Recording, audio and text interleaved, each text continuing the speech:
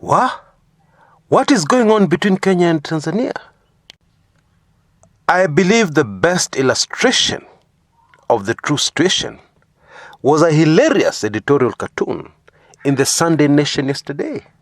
It showed Kenya's President Uhuru Kenyatta and Tanzania's President John Pombe Magufuli hugging each other across a fence and calling each other brother. But if you took a closer look, through some holes in the fence, the two presidents were viciously kicking at each other. Very interesting editorial cartoon, that one. Anyway, let's dig a little deeper and try and discover what is really going on here. In my view, it all started with a list. Okay? This was the list that the Kenyan authorities published, of countries from where aircraft would be allowed to land in the country. My colleague Hezron looked at that list and started complaining bitterly. Chris, angalia hii list. Uchina, mali mambo yote inatoka, wanaruhusiwa kuland Kenya. Lakini Tanzania, jirani yetu hapa, hawaruhusiwi. Mchezo gani inaendelea hapa, Chris? Can you investigate? Hii ni mchezo gani? Now, let me reveal to you my response to Hezron. I told him the Kenyan authorities had worked themselves into a very tight corner, from which they would not emerge, unscathed. Because the approach Kenya and Tanzania have taken, concerning the virus, is very different. Tanzania has taken the Swedish approach. No lockdowns, no restrictions. Kenya, on the other hand, has taken the direction most countries in the world have taken. Lockdowns and restrictions. And Kenya and Tanzania rely on each other. They need each other to survive. Because when you have a neighbor, you cannot say you're an island on your own, that you don't need your neighbor. That's myopic. So both countries need each other. Let's get that right. And the question of who needs who more should never arise. That is a childish argument, in my view. Now, by Kenya accepting flights from Tanzania, it will be an acknowledgement from the Kenyan authorities that the Tanzanian approach was correct. And there's a high possibility that this will draw consequences from the other countries dealing with Kenya. Because those countries may say, no, we don't trust the way you're treating this virus because of your close cooperation and frequent flights between yourselves and Tanzania. On the other hand, if Kenya refuses to accept flights from Tanzania, which is what the country did initially, there'll also be consequences. For instance, Kenyan planes may have a problem landing anywhere in Tanzania. The long and short of what I told Hezron is that whatever decision the country took, there'd be a problem. And that is precisely what we are seeing unfolding before our very eyes. This whole virus business is a complete mess and complete confusion. Because, for example, we know that the virus is virtually in every corner of the globe. And so, if that is true, what is all this discrimination business of, we can't accept aircraft from that country, we accept from that country? What is this discrimination all about? What is the real agenda behind all this very strange, bizarre behavior? Because we're all human. Well, I know the answer to that question, and many of you on this channel already know the answer. And my suggestion is that if you don't, hurry up and find out. It's important. What is happening between Kenya and Tanzania is a perfect illustration of what has been happening on the continent of Africa for decades. And it is summarized in a very simple statement. Yeah, African countries, we have no problem with our neighbors until foreigners step in. And the virus is as foreign as they come. And maybe even more so. Yeah, because it originated very far away from Kenya. Wuhan, a flight to China.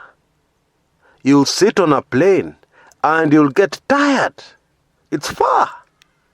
Number two, and many people don't know this, we don't have a Swahili word for flu.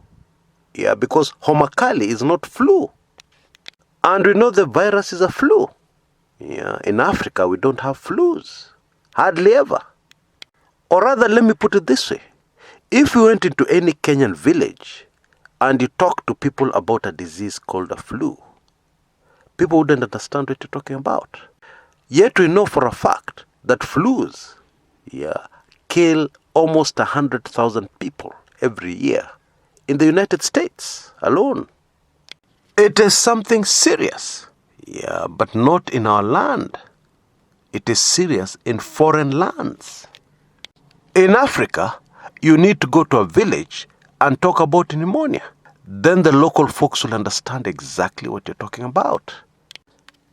Anyway, my point is, foreigners, because the protocol and the way to deal with this virus all comes from abroad, foreign countries. So foreigners, with their foreign policies, have come to Africa with their very foreign disease. And they're causing neighbors in Africa to quarrel. Because under normal circumstances, Kenyans have no problems with Tanzanians. And Tanzanians have no problems with Kenyans. At least not serious ones. Tanzania is a country I love. And indeed, it's a country I know very intimately. And I still laugh. I don't get my feelings when my Tanzanian friends tell me, nyinyi wa Kenya, mnajua tu English. Mnaongea Kiingereza na mapua. Lakini hamna hela. In other words, what they're saying is that Kenyans like to show off with their English. Queen's English, etc., etc. But they're broke with the English. Anyway, my point is that we don't have problems with each other. Not anything serious. But when the Mzungu steps into the equation, things dramatically change. My appeal to both presidents, musikubali kutumiwa na wabeberu wazungu. Musikubali wazungu waje kati yenyu na walete matatizo. Kwa sababu sisi wa Kenya na sisi wa Tanzania tuko pamoja. Tunashirikiana. Na wa Tanzania wanahitaji wa Kenya. Na wa Kenya pia wanahitaji wa Tanzania. Kwa hivyo hii mgorogoro kila wakati, ugomvi kila wakati, haisaidii mtu. Hata huyo mzungu ni vizuri tujue ni nini anataka. Kwa nini anataka tukosane kila wakati? Ni nini anataka kwetu? Naomba tumteme huyu mzungu, tuachane naye. Hata tusaidie hata siku moja. Kama hajatusaidia hizi karne zote, ataanza kutusaidia leo? La asha, tuachane na huyu mbeberu. Mtu ambaye ananyanyasa Mwafrika, amenyanyasa Mwafrika hizi miaka makarne zote. Tunaanza kupembelezana naye saizi? Tuachane naye. In my view, in the months to come, Tanzania will be very important to Kenya. Because there are a number of things that have taken place in the country, that clearly indicate that we are headed towards very serious food shortages in the country. Our brothers and sisters across the border can help in a big way to mitigate a lot of the horrible consequences that may come about if we don't have such help. And so we need to be careful. It can't be ruled out that there may be somebody seated somewhere who wants to make sure that we're in bad terms so that when this crisis comes, we'll have nobody to help us, nobody to assist us, except that evil somebody who will definitely want something in return. Yeah, something like our souls in return. And I kid you not. Now, a quick one before I go. We still have the offer, which I've extended for a few more days. Yeah, you can see the details on your screen right now. Rush and take full advantage of it, yeah, before we shut the doors forever. This is an excellent opportunity for you to become a life member of my weekly intelligence briefings and my Club 1999, because we have a lot of very highly sensitive videos to be released, both in Club 1999 and the weekly intelligence briefs. Information that we cannot have here on the public channel. So make sure you're not left out. Back to our topic today. We will need to keep a very close eye on this Tanzania-Kenya drama that is unfolding. More so because in October, I believe 25th, Tanzania goes to the polls. There'll be general elections in that country. Presidential and parliamentary elections, expected to take place in that country. And once again, I take this opportunity to appeal to our Tanzanian brothers and sisters. Vote Magufuli. If not for you Tanzanians, vote Magufuli for Africa. Okay? Anyway, as that unfolds, more so at a time when we know that there are many powerful foreign powers who are not happy with Tanzania over the handling of the virus. It will be very interesting to see what happens. Until next time, this is Chris Kumekucha.